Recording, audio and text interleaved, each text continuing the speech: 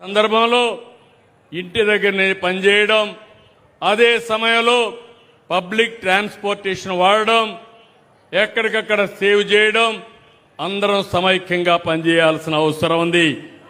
నాకు ఒక నమ్మకం ఉంది, ఇది తాత్కాలికమైన సమస్య. ఈ సమస్య పరిష్కారం అయిన తర్వాత భారతదేశం ప్రపంచంలోనే నెంబర్ 1 గా తయారవుతుంది. దాంట్లో ఆలోచనే లేదు. ముఖ్యంగా మా ఆడబిడ్డలు ఇక్కడ ఉన్నారు. ఆడబిడ్డలకి అందరికీ, అమ్మ చెల్లెలకి, అక్కలు కోరుతున్నా, ఏమమ్మా మీ భవిష్యత్తు కోసం పనిచేసిన పార్టీ తెలుగుదేశం పార్టీ. ఆస్తి హక్కు ఇచ్చాం, ఇప్పుడు స్త్రీ శక్తి తీసుకొచ్చాం. స్త్రీ శక్తి ద్వారా మా ఆడబిడ్డలు ఎక్కడికి పోవాలన్నా జల్సాగా ఆర్టీసీ బస్సులు ఎక్కి ఉచిత ప్రయాణ సౌకర్యం ఏర్పాటు చేశాం. తల్లికి వందనం ఇచ్చాం, దీపం పథకం తీసుకొచ్చాం. వీటన్నిటి వల్ల మీ ఖర్చులు తగ్గుతాయి, మీ జీవన ప్రమాణాలు పెరుగుతాయి. 1 ఫ్యామిలీ 1 ఆంటర్‌ప్రెన్యూర్ డాక్రా సంఘాలు నేను పెట్టాను. 1,00,000 మందిని ఎంఎస్ఎంఈ పారిశ్రామికవేత్తలుగా స్టార్ట్ చేశాం. ఈ సంవత్సరం 5 లక్షల మందిని చేస్తాం. నేను ఒకటే ఆడబిడ్డలు కోరుతున్నా, మీరు గుర్తుపెట్టుకోవాల్సింది, మగవాళ్ళ కంటే మీరు తక్కువ కాదు. ఇది 30 సంవత్సరాలుగా నేను చెప్పే మాట, అవునా కాదా ఒక్కసారి ఆలోచించుకోండి. ముందుకు రండి, అన్నగా తమ్ముడుగా మీకు అండగా ఉంటా, అన్ని విధాలు ఆదుకుంటానని మా ఆడబిడ్డలందరినీ కోరుతున్నా. ఇంకో పక్క మహిళల సాధికారత, భద్రత, గౌరవం మా నినాదం. దీనికోసమే పనిచేస్తాం. మన ముందున్న లక్ష్యం, చట్టసభల్లో మహిళలకు 33% రిజర్వేషన్లు పెట్టాలి. ప్రధానమంత్రి నరేంద్ర మోడీ గారు ముందుకు పోతున్నారు. దీనికి పూర్తిగా సహకరిస్తున్నాం. దీన్ని సాధించే వరకు మా ఆడబిడ్డలకు అండగా ఉంటానని మరొకసారి హామీ ఇస్తున్నా. ఒకటే విజ్ఞప్తి చేస్తున్నా, ఆడబిడ్డలపై నేరాల విషయంలో కఠినంగా ఉంటాం. ఎవడైనా సరే మహిళలపై నేరాలకు పాల్పడితే అదే చివరి రోజు చెప్పా, చేసి చూపిస్తానని మరొక్కసారి హెచ్చరిస్తున్నా. మానవ మృగాలు అక్కడక్కడ ఇంకా కూడా రెచ్చిపోయే పరిస్థితులు ఉన్నారు. అలాంటి వారిని హెచ్చరిస్తున్నా. చిన్న పిల్లల పట్ల పైశాచికంగా వ్యవహరిస్తున్నారు. ఈ విషయమే నేను చెప్పాను. సిబిఎన్ వస్తానే లా అండ్ ఆర్డర్ కంట్రోల్ కావాలి. నేరస్తులకు, రౌడీలకి ఆంధ్రప్రదేశ్లో చోటు లేదు. ఈ విషయం చాలా స్పష్టంగా హామీ ఇచ్చాను.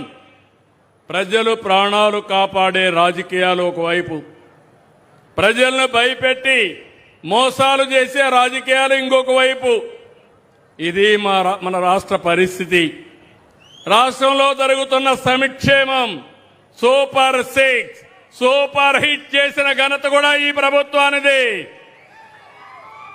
అభివృద్ధి సుపరిపాలనతో ముందుకు పోతున్నాం. ఇది చూసి గొడ్డలి పార్టీ తట్టుకోలేకపోతుంది. ఫ్రస్ట్రేషన్ లో ఉన్నారు, గంగ వెర్రులెత్తున్నారు.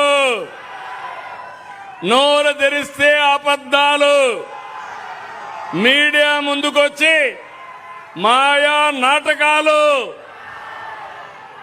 మీరందరూ ఆలోచించుకోవాలి. ఇది ఒక రాజకీయ పార్టీ నైజం, అదే గొడ్డలి పార్టీ. ఈ సందర్భంగా మీ అందరికీ ఒకటే 11 విషయాలు విజ్ఞప్తి చేస్తున్నా. నేను 48 ఏళ్లుగా రాజకీయాల్లో ఉన్నా. నేనెప్పుడు కూడా ఏదైనా నా మీద 23 క్లేమోర్ మైన్స్ వెంకటేశ్వర స్వామికి లాంఛనాలు ఇవ్వడానికి పోతా ఉంటే, ఆ రోజు నక్సలైట్స్ నా మీద బ్లాస్ట్ చేస్తే నేను రాజకీయం చేయలేదు. ఒకవేళ నా ప్రాణాలు పోయి ఉంటే కూడా మీకోసం నా ప్రాణాలు పోయాయనుకుంటాను తప్ప నేను ఎప్పుడు భయపడలేదు. సాక్షాత్ వెంకటేశ్వర స్వామి నన్ను కాపాడి మీకు మళ్ళా ఈ పనులు చేయమని పునర్జన్మనిచ్చాడు తప్ప ఇంకోటి కాదని చెప్పి నేను మీకు తెలియజేస్తున్నా. వివేక హత్య నాటకాలు అంతిమని అడుగుతున్నా. మీ అందరికీ తెలుసా లేదా అని అడుగుతున్నా. వివేకానంద్ ఎవరు హత్య చేశారు తెలుసా లేదా? మీకు తెలుసంటే చేతులు పైకెత్తండి. నిన్నేం మాట్లాడాడు పెద్ద మనిషి చూశారా? నంగ నాచిగా మాట్లాడాడు. నేనే చంపించానని ఇప్పుడు కూడా మాట్లాడుతున్నాడు. ఆ రోజు నాటకాలేసి తప్పుడు వార్తలు రాసి రాజకీయ లబ్ధి పొంది మళ్ళా ఇప్పుడు మాట్లాడుతున్నాడు. కోడి కత్తి డ్రామా జ్ఞాపకం ఉందా మీకు? గులకరాయి డ్రామా జ్ఞాపకం ఉందా మీకు? ప్రజల్ని మోసం చేసే ఎత్తుగడ, దుర్మార్గానికి పరాకాష్ట. దళిత డ్రైవర్ సుబ్రహ్మణ్యాన్ని హత్య చేసి డోర్ డెలివరీ ఇంటి దగ్గర అప్పజెప్పి అంత్యక్రియలు చేసుకోమనే అరాచకం. అలాంటి వాడికి సన్మానం చేసే నీచ సంస్కృతి ఈ గొడ్డలి పార్టీది. మాస్క్ అడిగినటువంటి కరోనా సమయంలో దళిత డాక్టర్పై దాడి చేయించి వేధించి అతన్ని చంపేసినటువంటి వ్యక్తులు వీళ్ళు. ఇంకో పక్క కుటుంబ బంధాలపై గొడ్డలి వేటు. తల్లికి చెల్లెలికి ఆస్తి అంటే వాళ్ళకి ఇవ్వకుండా వేధించడం విన్నారా మీరు ఎప్పుడైనా? హిందూ సాంప్రదాయం మీకు గుర్తుందా? తల్లిదండ్రులు సంపాదించిన ఆస్తులో అందరికీ సమాన హక్కు ఉంటుంది కదా అని అడుగుతున్నా. తల్లికి తిండి పెట్టిన వాడు పెన్నమ్మకి బంగారు గాజులు తొడిగిస్తారా అంట. అట్లంది ఈయన వ్యవహారం. ముందు మీ ఇంట్లో కథమన్నా ఏమమ్మా కరెక్ట్ అవునా కదా? తల్లిని చూడాలనా లేదా బిడ్డలు?